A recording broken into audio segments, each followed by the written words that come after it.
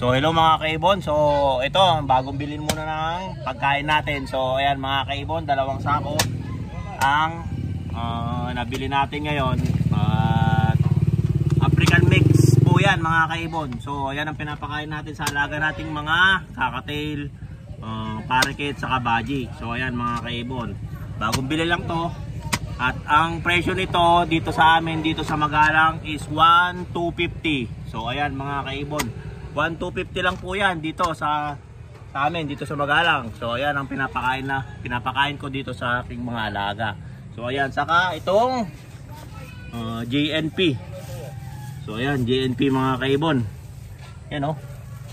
Ayan, so 1,250 lang po to. Itong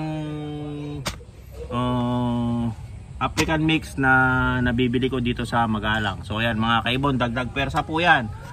2 linggo lang po yan. At yung isa po, nag-1 linggo po yan.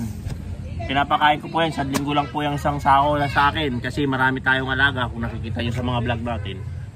Marami po yan. Kaya 2 linggo lang po yan mga kaibon. Mas lalo ngayon maraming nakababa, saka may pababa pa. So ayan mga kaibon, sana makatulong. Ito po kasi nakakatibid na rito kasi hindi na siya minimix o tinitimpla. So ito na po yung mixing ko.